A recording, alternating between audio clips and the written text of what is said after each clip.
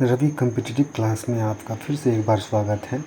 हमने पिछली वीडियो में बनाया था कि घन कैसे निकाला जाता है, और अब इस वीडियो में हम √3 का मान कैसे निकालेंगे बहुत कम समय में, इसके बारे में आज हम सीखेंगे। तो इसके सीखने से पहले इस चार्ट पर थोड़ा सा ध्यान देना होगा। ये चार्ट हमने बनाया हुआ है। इस चार्ट को समझने के लिए ऐसे समझ सकते हैं, अगर 1 का क्यूब है, 1 का क्यूब मतलब 1 गुना 1 गुना 1 करेंगे तो ये मान 1 होता है। उसी तरह अगर 2 का क्यूब करते हैं तो 2 गुना 2 गुना 2 बराबर ये 8 आता है। ये इसका इकाई अंक लिखा हुआ है। 3 का क्यूब की इकाई अंक जो आएगा वो 7 आएगा। 4 का क्यूब 4 आएगा, तो 4 चौके 16 चौके 64 आ रहा है, तो लास्ट में 4 आया। 5 का क्यूब 25 25 गुना 5 125, तो लास्ट में 5 आएगा। इसको ध्यान मुझे रखना होगा हम लोगों को।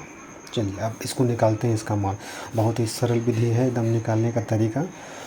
ये लास्ट में इसका डिजिट ये 8 दिया हुआ है, तो जैसे ही हम 8 देखेंगे तो मुझे अंदाज़ा हो जाएगा कि 8 देखिए किसके मान में आ रहा है। यहाँ पर देखिए तो 8 ये 2 के मान में आ रहा है। तो इससे हमको ये समझ में आ गया कि ये बाद वाला जो डिजिट होगा ये 2 होगा। ये कंफर्म हो गया कि ये 2 डिजिट होगा लास्ट में। अब इसके पहले क्या आएगा, तो इसके लिए हम क्या करेंगे, इसके 3 डिजिट को साइलेंट कर देंगे या छुपा देंगे। बचा क्या हमारे पास 32 बचा है। तो 32 जो बचा है, अब हम ये देखेंगे कि 32 ये कौन सी संख्या के क्यूब के आसपास है, मतलब ज़्यादा नज़दीक कहा जाए तो ये 1 का नहीं होगा। 2 का करते हैं तो 8 होगा। 3 का करते हैं तो 3 3 9 3 27 आता है। और 4 का अगर करते हैं तो 4 चौके 16 चौके 64 आएगा। तो 64 थोड़ा दूर चला जा रहा है, लेकिन ये 27 जो है ये नज़दीक है इसका। तो निश्चित तौर पर इसका ये हमारा 32 आंसर होगा। ये एकदम शॉर्ट तरीका। इससे शॉर्ट तरीका मुझे नहीं लगता कोई ढूंढ कर दे सकता है। चलिए एक और एग्जांपल ले लेते हैं। 17,576 √3। ठीक है। अब ये देखिए इसका भी मान निकालेंगे हम।